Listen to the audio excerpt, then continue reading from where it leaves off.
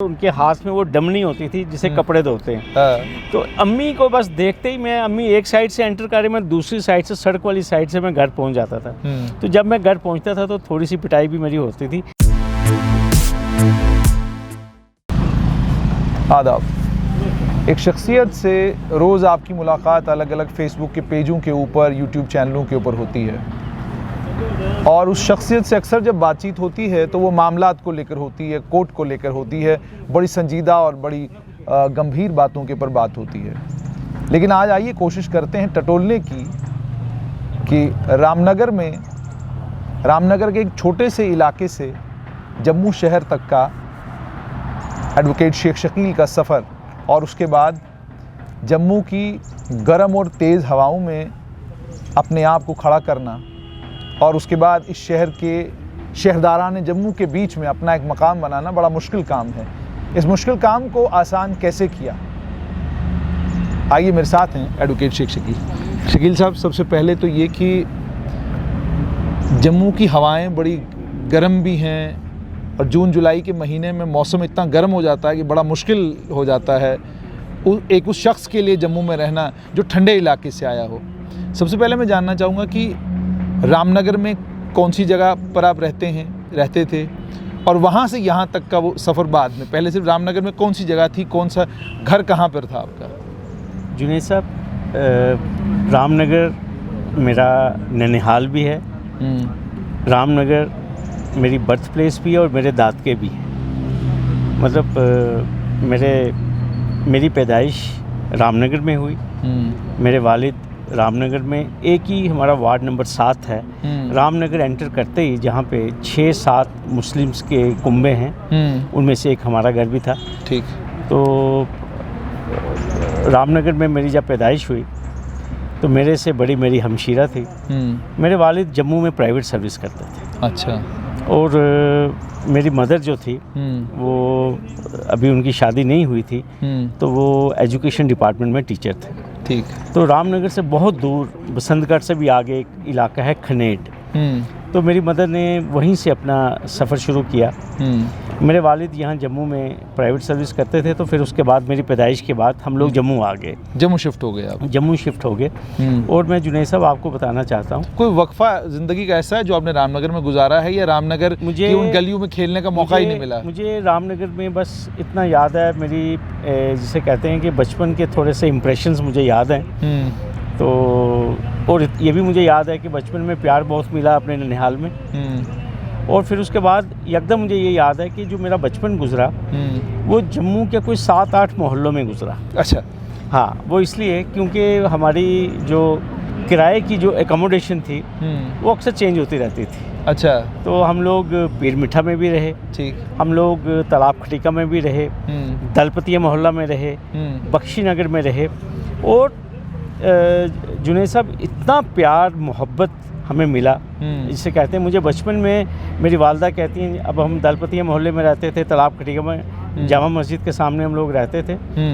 तो मेरी मदर क्योंकि यहाँ जम्मू में गवर्नमेंट सर्विस में थे, मेरे फादर दुकान पे चले जाते थे, तो मैं तो मोहल्ले में ही कभी किसी के घर कभी किसी के घर। अच्छा। तो इतना प्यार जिसे कहते हैं मैं आपको बता नहीं सकता। तो जब मेरी अम्मी स्कूल से आती थी तो ये भी नहीं पता होता मैं किसके घर में हूँ। अच्छा, ये एक चीज़ शकील साहब आपसे जानना चाहूँगा, आपने तालीम किस स्कूल से, शुरुआत कहाँ से हुई, किस स्कूल में आपने नर्सरी पढ़ी, फर्स्ट पढ़ा? मुझे याद है जुनैद साहब कि मुझे लगता है कि मैंने अप टू प्राइमरी जो है ना, उस्ताद मोहल्ले में, जहाँ पे आखिरी घर जो था, जो मेरे वालिद ने कोई उस्ताद मोहल्ले बड़ी मस्जिद के साथ ही गली में, जहाँ मेरा आजकल चैम्बर भी है, मेरी वालदा वहाँ पे रहती हैं जी, वो कोई 2 मंजिले या पौने 2 मंजिले का घर है।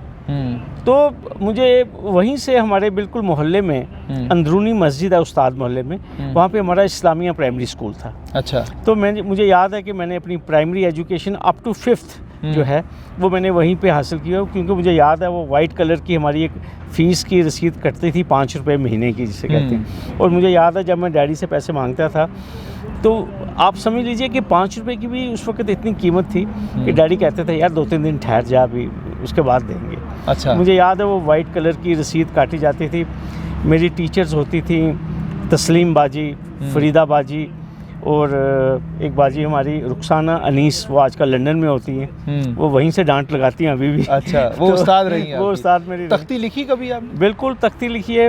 उस्ताद मोहल्ले के जो हमारे इमाम हैं मौलाना सिराजुद्दीन साहब, इनसे मैंने कुरान भी पढ़ा है, और ये हमारे हेडमास्टर होते थे। शाम को मकतब लगती थी उस्ताद मोहल्ले में, तो वहाँ पे हम कुरान उनसे पढ़ते थे, और उंगलियों में वो पेंसिलें हमारे में वो, क्योंकि अगर हमने सबक याद नहीं किया, वो जुल्म आपके साथ भी हुआ? वो भी जुल्म हमारे साथ हुआ है। वो डंडे भी पढ़ते थे। तो उर्दू जो है वो मौलवी साहब से ही सीखा। अच्छा। और मैं बड़ी इज़्ज़त और एहतराम करता हूँ सिराजुद्दीन साहब। आजकल उनकी थोड़ी सेहत भी खुशखती पे होता था, नज़र होती थी कि ये बच्चा जो है, इसका जो है ख़त है वो कितना खूबसूरत है? देखिए, असल में मैं आपको एक चीज़ कहूँगा कि जो लगाव, जो इंटरेस्ट में मुझे ऐसा लगा कि वो जो टीचर्स, देखिए मुझे अभी तक अपनी टीचर्स याद है। मैं आपको कह रहा हूँ, ये फरीदा बाजी मैंने नाम लिया आपसे, तस्लीम बाजी, रुखसाना बाजी, एक हमारे नायब तहसीलदार अभी रिटायर हुए हैं, हम उनको बाबू पापा कहते थे, तो वो भी हमें पढ़ाते थे स्कूल में। तो वो टीचर्स, उनको ऐसे लगता था कि जैसे हम अपने बच्चों को पढ़ा रहे हैं। अच्छा। और जैसे मैं आपको बताऊं कि हर एक बच्चे में ना वो इंटरेस्ट लेते थे। अच्छा, ठीक है। मुझे याद है कि तालाब खटीका से मोस्टली ये हमारी टीचर्स आती थी, और एक और सईदा बाजी हैं, वो आजकल यहाँ सिदरा में रहती हैं। तो मतलब मैंने अभी तक मैं वो जो उनसे सीखा हुआ है, जो उर्दू उनसे सीखा हुआ, देखिए 10th के बाद तो हमने उर्दू पढ़ा ही नहीं है, लेकिन मुझे उसका फ़ायदा जुनैद साहब ये हुआ कि वो जो उर्दू सीखा हुआ था वो मुझे आगे प्रोफेशन में काम आया। क्योंकि हमारे जितने भी कोर्ट में एविडेंस रिकॉर्ड होता है, आपको मालूम है उर्दू में होता है, FIR जो है वो उर्दू में है, पुलिस के चालान उर्दू में है। तो वही जो मैंने मौलवी साहब से या अपनी दीदियों से जो मैंने टीचर से जो पढ़ा हुआ था वो उर्दू, वो मुझे आगे प्रोफेशन में बड़ा काम आया। 5वीं के बाद फिर कहाँ जाना हुआ? 5वीं के बाद मैं आपको मज़ेदार बात बताऊँगा कि मुझे मौका मिला, वजारत रोड पे एक स्कूल था, JS लुथरा अकेडमी। अच्छा, बिल्कुल। तो एक्चुअली बड़ी मशहूरी सुनी हुई थी मैडम फूल गही की। अच्छा। फूला आंटी जिसे कहते हैं, वो DBN की बड़ी ओल्ड टीचर्स थी, जम्मू की रिप्यूटेड टीचर्स में उनका शुमार होता है। और मुझे मेरे जो बाकी जितने भी क्लास फेलोज थे इस्लामिया स्कूल के, वो इस्लामिया स्कूल के पास ही ना एक ब्राइट कैंडल स्कूल होता था नारायणा मोहल्ला में। तो सभी लोग वहाँ पे गए, माइनस मेरे और मेरी एक कज़न है हुमा तबस्सुम, जो खालिद हुसैन साहब की बेटी हैं। हम दोनों जो हैं वो JS लुथरा अकेडमी में पहुंच गए, क्योंकि सभी ने कहा कि ये स्कूल बहुत अच्छा है, पढ़ाई यहीं करते हैं, क्योंकि फूला आंटी बहुत सख्त हैं। तो जनक लुथरा साहब जो स्कूल के मालिक थे, उनकी जोजा हमारी लता आंटी थी। तो वो स्कूल में मैं ये कहूँगा कि 6ठी से लेकर मैट्रिक तक, जुनैद साहब 86 में मैंने मैट्रिक किया उस स्कूल से। It was such an amazing experience in that school. मैं उस्ताद मोहल्ले से, मुझे 50 पैसे मिलते थे, मैं आपको बताऊं, डैडी से। घर से डैडी 50 पैसे देते थे, और 50 पैसे एक साइड का मैटाडोर का किराया था।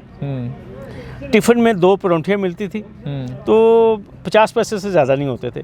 तो मैं क्या कोशिश होती थी कि मैं पैदल आता था, और पैदल ही ये पुरानी मंडी 50 पैसे बचा लेते थे। 50 पैसे हम बचा लेते थे, उसका हम कुछ रिसेस में कुछ खा लेते थे। तो उस्ताद मोहल्ले से यहाँ DC ऑफिस के पास आना, तो 15 या 20 मिनट में मुझे याद है, ये पीर मिठे से होते हुए, सब्जी मंडी से होते हुए मैं उस्ताद मोहल्ले पहुँच जाता था। मैट्रिक में स्टूडेंट कैसे थे आप? पढ़ाकू थे या हमसे नालायक थे? देखिए, मैं आपको सच्ची बताऊं, स्कूल में मार पड़ती थी, फूला आंटी से भी मार पड़ती थी, लेकिन स्कूल में ये इंप्रेशन था कि ये पढ़ने वाला लड़का है, लेकिन ये थोड़ा सा बिगड़ा हुआ लेटर मस्त है, तो लेकिन अगर इसकी पिटाई की जाए तो ये पढ़ लेता है। अच्छा। वही एक चीज़ थी कि मतलब घर वाले भी, मेरी मदर ऑलमोस्ट हर 20-25 दिन के बाद स्कूल में आ जाती थी टीचर से पूछने के लिए, ये पढ़ता है या नहीं पढ़ता है। तो फिर वो दबाव बड़ा था, मैं आपको बताऊँ, प्रेशर बड़ा रहता था। अम्मी खुद टीचर थे, तो अम्मी भी खुद ही जिसे कहते हैं कि वो फेंटा उन्हें मौका मिलता था आपसे मुलाकात करने का, क्योंकि आप जब स्कूल से आते थे तो जाहिर सी बात है, ये तो महल्ले जितने भी हैं, इन महल्लों में यारियां दोस्तियां बड़ी रहती हैं, तो कितना मौका मिलता था आपकी अम्मी को 9 बजे से पहले आपकी पिटाई करने का? जुनैद साहब, ऐसा होता था कि मदर मेरी ने ज़्यादा रिमोट एरियाज़ में नौकरी की, चुनौर, बंद तालाब, कोट बलवाल। होता ये था कि यानी आपके पास भी वो ख़ास सिफारिश कोई नहीं थी। तो मज़ेदार मैं आपको बात बताऊं कि अम्मी के स्कूल से घर आने तक हमारे घर के साथ एक पार्क है जिसको नगरोटा पार्क कहते हैं। हाँ, बिल्कुल। हम जितने भी आवारा बच्चे ठीक है, मोहल्ले के बच्चे, क्रिकेट का बड़ा शौक था। तो मैं स्कूल से आते ही ना, तो मुझे पता होता था अभी अम्मी पहुँचे नहीं होंगे, तो जब तक मदर के आने से पहले मैं कोई 1-2 घंटे पार्क में लगा लेता था। इतने में मदर आती थी तो वो पार्क के सामने आके खड़ी हो जाती थी और उनके हाथ में वो डमनी होती थी जिसे कपड़े धोते हैं। तो अम्मी को बस देखते ही अम्मी एक साइड से एंटर कर रही, मैं दूसरी साइड से, सड़क वाली साइड से मैं घर पहुंच जाता था। तो जब मैं घर पहुंचता था तो थोड़ी सी पिटाई भी मेरी होती थी। तो ये डेली का एक मैं आपको बताऊंगा। इसमें आपकी पिटाई करने में आपके अब्बू भी शामिल होते थे या ये सिर्फ अम्मी का काम था? नहीं, ये जो लॉ एंड ऑर्डर था ये अम्मी के हाथ में था। ये मैं आपको साफ बताऊं, daddy has been very kind to us. अच्छा, मुझे ये बताएं, वो जो पार्क में खेलने वाले बहुत सारे क्या कहते हैं आवारा बच्चे थे, आज वो बच्चे कहाँ कहाँ पर हैं? मैं आपको बताऊं, माशाल्लाह मेरे मोहल्ले के जो मेरे दोस्त हैं, एक चीज़ तो वसूख से मैं कहूँगा, वो भी आज सर्विसेज में हैं, कोई रेवेन्यू में है, कोई एजुकेशन में है। लेकिन एक चीज़ मैं आपको ज़रूर कहूँगा कि जो मेरी मदर ने जो सख्ती की ना, अगर मेरे पे भी वो सख्ती नहीं हुई होती तो शायद जिस मुकाम पे मैं सोचता हूँ अल्लाह ने मुझे आज पहुँचाया है, it is only because of my mother who was very strict, who was very disciplined. और उन्होंने वो यही कहते थे कि भाई घर से बाहर नहीं निकलना आपने, आप घर में बैठो, यहाँ टीवी देखो, यहीं पे पढ़ो। और वालिद की भी मेरे यही एडवाइस रहती थी कि यार कुंडी लगा के आप घर में रहो, क्योंकि बाहर आप जाओगे तो you can fall in bad company. कोई ऐसा उस्ताद जो आपको आज याद आता होगा कि जिस उस्ताद को आप अपना रहनुमा भी मानते हैं और जिसको ये भी मानते हैं कि उसको बड़ा दिल से लगाव था आपसे कि यार ये बच्चा कुछ करना चाहिए, ये मेहनती बड़ा है, कहीं कुछ ऐसे लोगों के साथ न लग जाए कि इसकी ज़िंदगी ख़राब हो जाए? मैं आपको बताऊं, अम्मी के अलावा, अम्मी तो थी, देखिए मैं आपको बताऊं, एक बड़ी लाइफ की बड़ी इंपॉर्टेंट स्टेज थी जब मैं 6th के बाद लुत्फ़ा अकेडमी में आया। मैं आपको बताऊं, हमारी क्लास में अलग अलग किस्म के बच्चे थे, प्रेशर बहुत था। लेकिन उस वक़्त मैं ऑनेस्टली आपको बताऊं कि वहाँ पे बहुत सारे टीचर्स थे, लेकिन मैं सबसे ज़्यादा क्रेडिट जो देना चाहता हूँ वो मैं क्रेडिट देना चाहता हूँ जो स्कूल में हमारे फूला आंटी जो थे, जिनको मैं फूल गही में जिनको कह रहा हूँ, जिनका कद और जिनकी पर्सनालिटी के पीछे मुझे उस्ताद मोहल्ले से छोड़ के यहाँ पे डाला गया। वो जो बेस उन्होंने जो हमारा बनाया, जुनैद साहब, मुझे अभी भी याद है कि आंटी ने हमें इंग्लिश के ऊपर जो हमारी पकड़ जिसे कहते हैं, मुझे याद है कि उस वक़्त मेरे अपने ख़ानदान के हिसाब से या उस ज़माने के हिसाब से मेरे अच्छे मार्क्स आए थे। वो बार बार मेरी मदर को एक चीज़ कहती थी, कहती ये मोया खराब, उनका ये बड़ा पेट वर्ड था मोया, गंदी नाली के मोटे कीड़े से कहते हैं। तो वो मेरी मदर को बार बार कहते थे कि मतलब इसको अगर दबाव में रखो तो ये काम करता है, दबाव में नहीं रखो तो ये काम खराब करता है। तो मैं आंटी, आज मैं जो भी हूँ, मैं कहता हूँ मैं उनके चरणों की धूल हूँ जुनैद साहब। लेकिन ऑनेस्टली मैं आपको कह रहा हूँ वो एक बड़ी इंपॉर्टेंट फेज़ थी लाइफ की कि मतलब कोई, मैं उस्ताद मोहल्ले से यहाँ दलपतिया मोहल्ले आना, लेकिन डर बड़ा होता था। आपके शूज़ पॉलिश होने चाहिए, आपकी यूनिफॉर्म बिल्कुल साफ़ होनी चाहिए, और आंटी जो थे हमारे बाल कटे हुए होने चाहिए, और वो कम से कम भी 10 फुट से वो देख लेती थी कि आपके शूज़ पॉलिश हैं या नहीं है। और उनमें उनका इतना कद था कि जब हमारी मदर्स या हमारे और जो कुलीग्स हैं, अगर उनकी माएँ भी स्कूल में आती थी तो वो उनको मुंह पे कह देती थी, रानी तू इन्नी लिपस्टिक लाई दी है, तू इन्ना पाउडर लाया था, लेकिन ये मोया देखना, ये पीलिए दा मरीज़, ये ना तो इन्हों नहानी है ना इन्हों कपड़े पानी है। तो वो नहीं परवाह करते थे कि पूरी क्लास में मतलब सभी बच्चे हैं या स्कूल में साथ में बाकी टीचर्स भी सुन रही हैं, तो वो इतनी अथॉरिटी के साथ जुनैद साहब वो अपना राइट एक्सरसाइज करते थे। तो आज अल्लाह का शुक्र है कि आंटी का जो नाम है, मतलब इतनी रिस्पेक्ट है, उनके स्टूडेंट्स इतनी दूर दूर पहुँचे हैं। तो ये सब मैं समझता हूँ कि वो जो एक अप्रोप्रिएट टाइम पे जो हमें उन्होंने तालीम दी, जो उन्होंने हमारे कंसेप्ट्स क्लियर किए, हमें बताया कि वर्ब की जो है वो फर्स्ट फॉर्म कहाँ पे लगती है, वर्ब की सेकंड फॉर्म कहाँ पे लगती है, थर्ड फॉर्म जो है वो कहाँ पे लगेगी। तो ये सारी चीज़ें जो हैं ये उन्होंने, वो जो मैंने 84-85 में जो आंटी से जो सीखा है, जो पढ़ा है, वो अभी तक याद है। मुझे ये बताएं, कॉलेज और यूनिवर्सिटी कहाँ पे उसके बाद आप गए? यहाँ से जो ही मैट्रिक किया मैंने, तो उस ज़माने में डीबीएन स्कूल की बड़ी धूम मची हुई थी। डीबीएन स्कूल बड़ा माना जाता था, मतलब सारी पोजीशंस ग्रैब डीबीएन स्कूल करता था। तो मैंने 11th और 12th जो है वो मैंने डीबीएन से किया, मुबारक मंडी से। तो बड़ा अच्छा सफ़र था वहाँ पे हमारी मैंने मेडिकल सब्जेक्ट्स थे मेरे, बायो साइंसेज में मेरे, यानी शौक आपके अब्बा का भी यही था कि बेटा डॉक्टर बनना चाहिए। बिल्कुल 100% जिसे कहते हैं। मैं आपको बताऊं, बड़े अच्छे टीचर्स मिले। मैं आपको बताऊंगा, ज़हूर मैडम होती थी बायो के in charge, plus Sushil Sharma sir हमें बॉटनी पढ़ाते थे, जो आज ASL के one of the directors and owners हैं, ठीक है। और मैं आपको बताऊं, चमन लाल सर केमिस्ट्री के थे। प्राइवेट ट्यूशन में कुड़ियार सर से पढ़ता था। फिर उसके बाद स्वामी राज सर हमारे रामनगर के, जो कि पाइनियर हैं जिसे कहते हैं जम्मू में। इसी तरह और बहुत सारे, समयाल सर थे फिज़िक्स के। तो मतलब ये 11th 12th तो बस ये भागो भाग में निकल गया, ट्यूशनों में ही निकल गए, जिसे कहते हैं। कभी फतू चौकान जा रहे हैं, अब बारी है क्या कहते हैं, अब एंट्रेंस देना है। अच्छा, एंट्रेंस देना है, तो बड़ी मज़ेदार बात है। बहुत शौक था घर वालों को, तो डॉक्टर बनना ये है वो, लेकिन इतना ज़्यादा बेहतरीन तो हम परफॉर्म कर नहीं पाए, मैं आपको सच्ची बताऊं। फिर उसके बाद ये भी कोशिश की कि कहीं प्राइवेट या कोई सिलसिला बने। रशिया जाने की भी कोशिश की, लेकिन सिलसिला नहीं बना। अल्टीमेटली मैंने साइंस कॉलेज में एडमिशन ले लिया। ठीक। साइंस कॉलेज की आपको क्या बात बताएं, बिल्कुल एक जब कॉलेज में पहुंचे तो ऐसा लगा कि जैसे कहीं समुंदर में आ गए, जैसे कोई आज़ादी है। हमारा आई कार्ड बन गया जिसे कहते हैं। ठीक है। जब आई कार्ड बन गया, और कोई यूनिफॉर्म भी नहीं है, कोई यूनिफॉर्म ही, हमें पता चला कि भाई पिक्चर देखने जाओ तो 50% जो है वो डिस्काउंट मिलता है स्टूडेंट्स को। तो हम लोग सुबह पहली 1-2 क्लासेस बंक करनी हमने, तो दोस्तों के साथ चले जाना, कभी शकुंतला, कभी केसी। ये आपके जो उस्ताद और प्रिंसिपल देख रहे हैं आज, ये राज तमाम जो है आपके फाश हो रहे हैं। ठीक है। तो साइंस कॉलेज में एक बड़ा अच्छा सर्कल बना, अच्छे टीचर्स मिले। आपको बड़ी एक मज़ेदार बात बताऊंगा कि इवन जब तक मैं BSc पार्ट 3 में भी था, तब तक भी जुनैद साहब मैं BDS और MBBS की कोशिश कर रहा था। मुझे याद है मेरी BSc पार्ट 3 की भी डेट शीट आई हुई थी, तो मैं बेंगलोर के आगे चित्रा दुर्गा है, तो मैं वहाँ भी कोशिश कर रहा था। लेकिन एनी हाउ अल्लाह को मंजूर ये था कि शायद वाइट कोट मेरे मुकद्दर में नहीं था, शायद डेस्टिनी कहीं और थी। ठीक। तो मैंने अलीगढ़ में भी, जो ही मेरी ग्रेजुएशन हुई, तो मैंने अलीगढ़ में भी एडमिशन के लिए अप्लाई किया लॉ के लिए।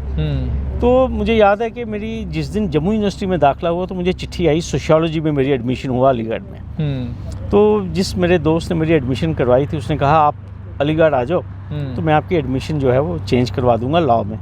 तो लेकिन जब मैंने जम्मू यूनिवर्सिटी में दाखिल हुआ, तो जब मैंने यूनिवर्सिटी का माहौल देखा, तो मुझे लगा कि भाई अलीगढ़ से तो बेहतर है अपने जम्मू में ही। आपको लगा कि यहाँ बादशाह बनने का मौका मिल सकता है।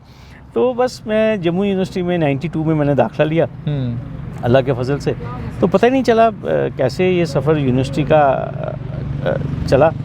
और फिर उसके बाद 95 में अभी मैं पढ़ ही रहा था, तो मेरे एक कज़न है, वो पटिशन ये स्टेम वेंडर है, अल्ताफ़ उनका नाम है। तो उन्होंने मुझे काफ़ी ज़ोर दिया कि आपको वकालत करनी चाहिए।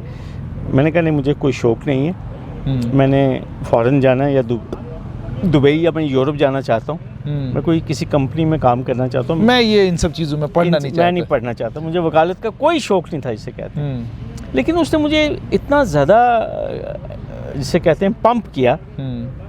उसने कहा पीर बिठा में एक वकील साहब हैं, उनका नाम है जसवंत सिंह कोतवाल। उन्होंने कहा उनके पास जो भी जूनियर जाता है वो जज बनता है, जो भी जूनियर जाता है वो जज बनता है। उन्होंने कहा जो भी उनके जूनियर हैं वो सारे जज बनते हैं। ये भी बताया होगा कि जज बनने के फ़वाइद क्या हैं। ठीक है। तो उन्होंने कहा भाई अभी उनके एक जूनियर हैं, वो उधमपुर में मोबाइल मजिस्ट्रेट हैं, उनका नाम विनोद चटर्जी कोल है जी। तो अब उनके चैम्बर में एक निशस्त है, तो अगर आप जाना चाहते हैं मैं आपको ले चलता हूँ।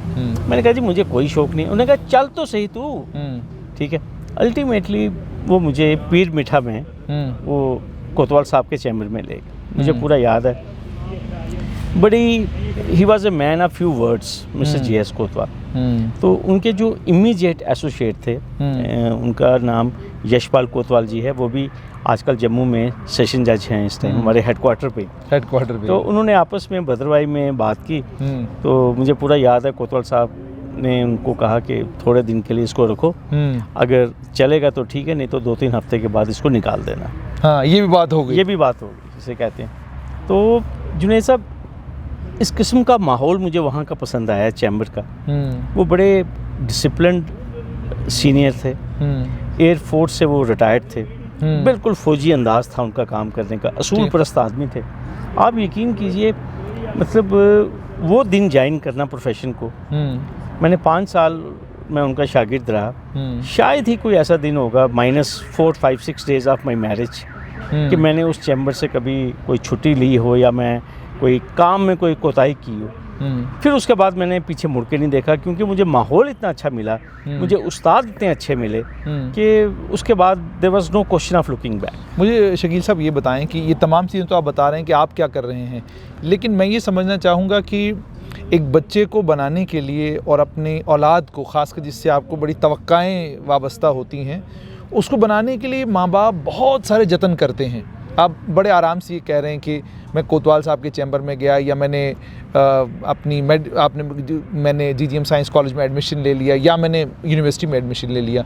तो मैं ये जानना चाहूँगा कि आपके अब्बा और आपकी अम्मी जो हैं, क्योंकि जहाँ तक मेरी जो इतलात हैं उसके मुताबिक बड़ी शराफत और बड़ी लियाकत के साथ और बड़ी ईमानदारी के साथ, बड़ा खून पसीना एक करके आपके अब्बा ने जो है आपको यहाँ तक पहुँचाया है। तो उस दौर में, उस वक्त में, एक तरफ आप किराए पे हैं, वो किराए का बंदोबस्त भी करना है, बच्चे की ट्यूशन फ़ीस का बंदोबस्त भी, मैनेज कैसे करते थे आपके अम्मी अबू? और क्या आपको कभी खबर लगती थी कि ये किचन चल कैसे रहा है, ये मामलात बन कैसे रहे हैं? जुनैद साहब, एक चीज़ मैं आपसे बड़े वसूख से कहूँगा, मेरे वालिदैन ने खुद, शायद वो मेरे डैडी कहते थे कि हमें अपना पेट काटना पड़ता है, ये मुझे वालिद के लफ्ज़ हैं, लेकिन उन्होंने कभी जुनैद साहब हमारे ऊपर ना ही कंजूसी की, ना हमने कोई फाका कशी देखी। मैं आपको सच्ची कहूँगा, हालांकि हम पीर मिठे में मस्जिद में भी रहते थे, लेकिन मुझे याद है, मेरी वालदा मुझे सुनाती हैं कि जब वो रात को दुकान से आते थे तो वो एक, हम उसे डूना कहते हैं, जिसमें हम मिठाई डालते थे, पहले वो गुलाब जामुन। तो जब डैडी दुकान से आते थे तो मैं सोया होता था, तो आते ही वो अम्मी से पूछते थे, मेरा निकनेम काका था, वो पूछते थे काका किधर हो? क्या सो गया? कहते वो सो ही नहीं सकता। वो मुझे नींद में ही गुलाब जामुन खिलाते थे और नींद में ही मैं केला भी खा जाता था। This is the level of affection, love which my parents have given to me. और दूसरी बात मैं आपको एक चीज़ कहूँगा, ये जो हमारा घर बना है उस्ताद मोहल्ले का, मुझे बिल्कुल याद है जुनैद साहब, सड़क के ऊपर ट्रक आता था ईंटों का या रेत का, हम 4 बहन भाई थे, सड़क से हम लोग खुद ईंटें और कढ़ाई में, जिसे कहते हैं ना, हमारा कंपटीशन लगता था कि भाई डैडी किसको 5 टिक्कियाँ देंगे। उन दिनों टाफ़ी को टिक्कियाँ कहते थे कि किसको टिक्कियाँ देंगे, ये मुकाबला होता था, ज़्यादा किसको मिलेंगी। तो कोशिश ये होती थी कि हम सड़क से खुद ही ईंट और रेता उठाएं ताकि लेबर के पैसे जो हैं वो बच जाएं, वो थोड़े बच जाएं। इतनी जदोजहद की मैं आपको बता नहीं सकता। मेरी मदर जो है, मैंने आपको पहले ही कहा, एक ऐसा ज़माना था कि बख्शीनगर भी जम्मू सिटी से दूर माना जाता था। आपको याद है कि पूरे सिटी से होके, नहर से होके, वो जो टेम्पो होता था जिसको पूंड कहते थे, पूंड, बिल्कुल ठीक है। तो मुझे याद है, मेरी अम्मी उस्ताद मोहल्ले से उन दिनों शॉर्टकट से बख्शीनगर पैदल जाती थी। मैं बहुत छोटा था, मुझे याद है। फिर आप देख लीजिए, आज तो चिनौर हमें नज़दीक लगता है, लेकिन चिनौर जब मेरी वालदा ने नौकरी की है तो वो पीले फटे वाली, ये जो पलांवाला वाली जो बस है, वो 1 या 1.5 घंटे के बाद आती थी।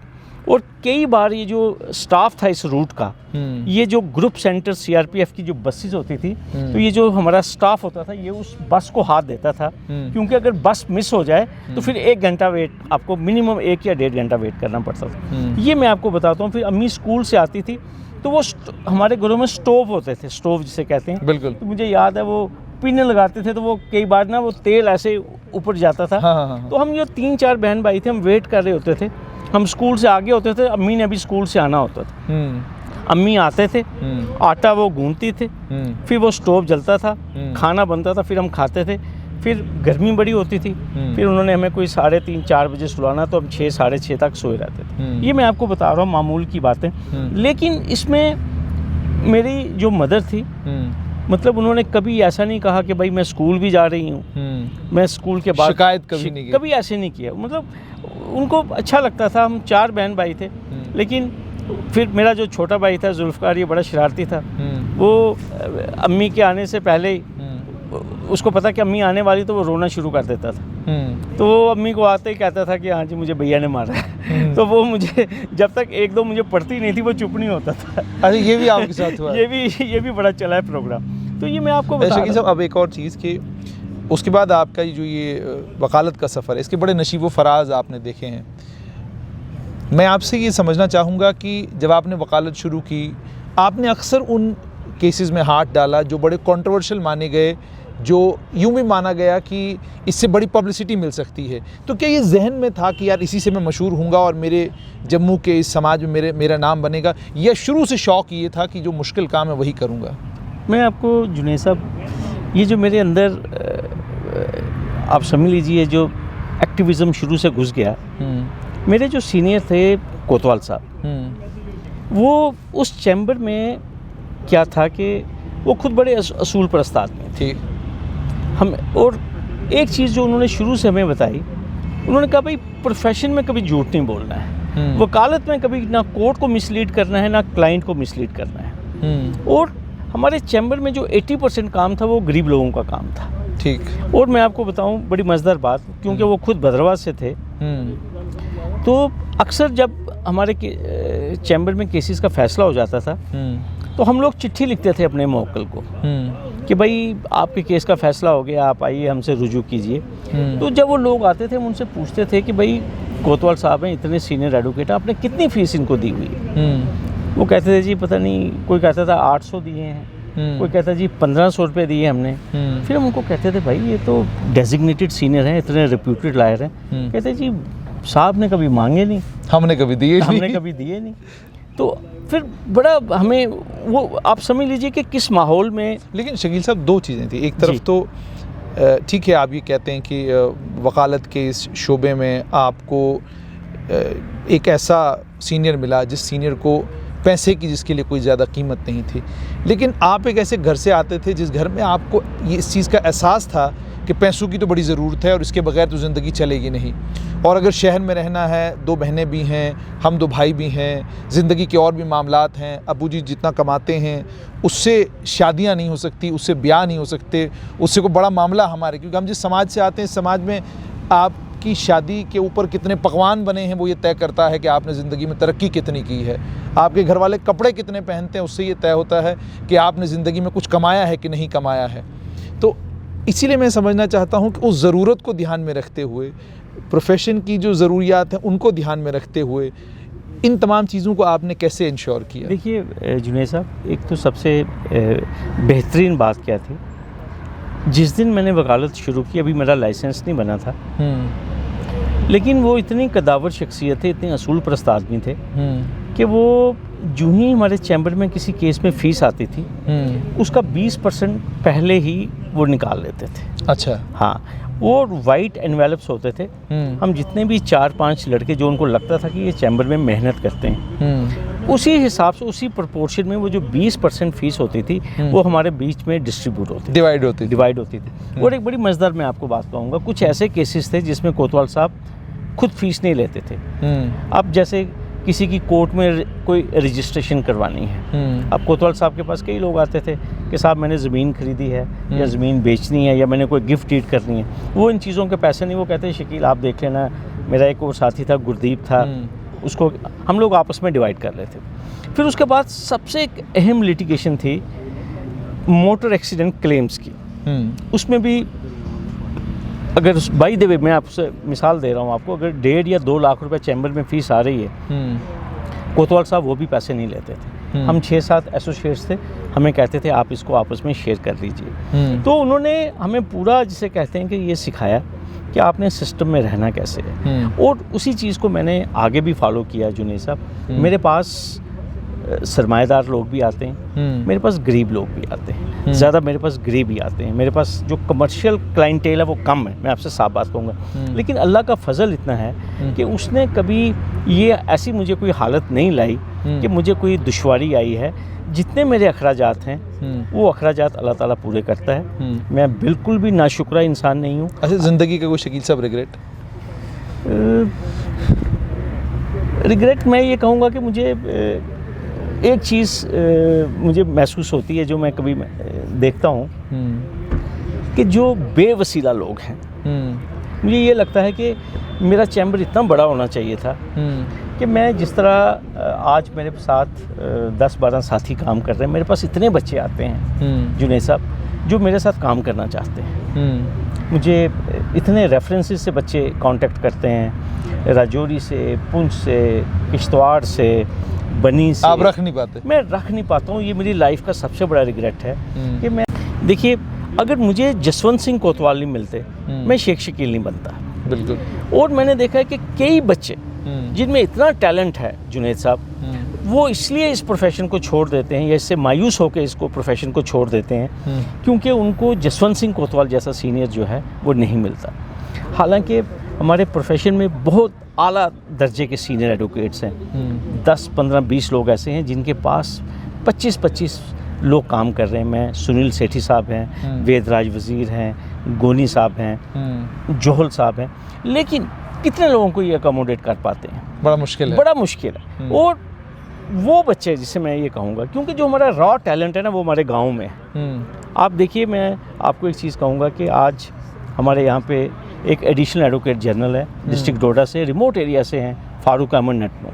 ठीक। मैं आपको एक मिसाल दूंगा, एक I feel inspired because of it. He was working as an advocate clerk, ठीक है।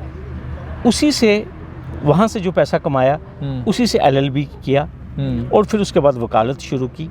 फिर उसके बाद देखिए कि जो ही उनका लाइसेंस बना तो उनकी जॉब भी लग गई जुडिशरी में, लोअर सबऑर्डिनेट जुडिशरी में। You see the conviction in him.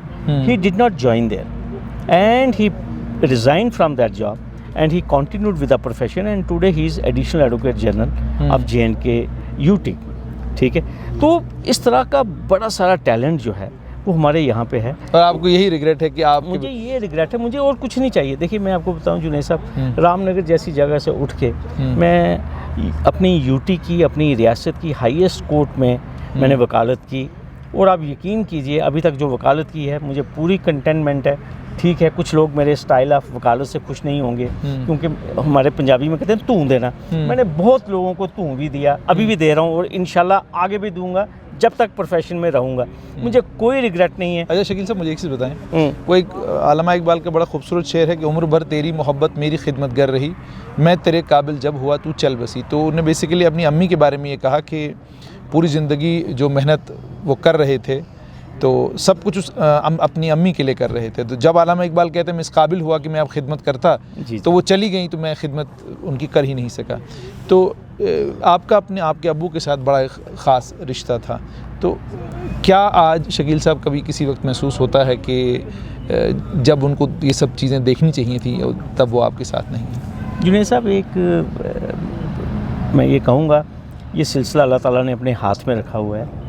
मैंने आपको पहले कहा कि वो कैसे वालिद थे कि दुकान से आना और नींद में मुझे गुलाब जामुन खिलाना और मुझे केला मेरे मुंह में डालना से कहते हैं। और फिर उसके बाद वो एक ऐसे वालिद थे जो खुद 8 साल अपना जूता चेंज नहीं करते थे। ज़बरदस्ती हम उनके पीछे पड़ते थे कि डैडी आप कपड़े तो अच्छे पहना करें, या सिर्फ आप अपना जूता नहीं बदलते हैं, आप अपना ध्यान नहीं रखते जिसे कहते हैं। वो कहते थे यार मुझे एक बंदे को तो थोड़ा सा कंटेन करने दो, सिलसिला जिसे कहते हैं। आज अल्लाह के फजल से सब कुछ है, लेकिन हमें छोड़ के वो चले गए। और सबसे बड़ी बात मुझे जिस चीज़ का अफसोस है, उन्होंने एक बड़ी लंबी बीमारी देखी जुनैद साहब। ही वाज ऑन बेड, उनको ब्रेन हेमरेज हुआ था उनकी प्लेस ऑफ एम्प्लॉयमेंट के ऊपर ही 2004 दिसंबर में।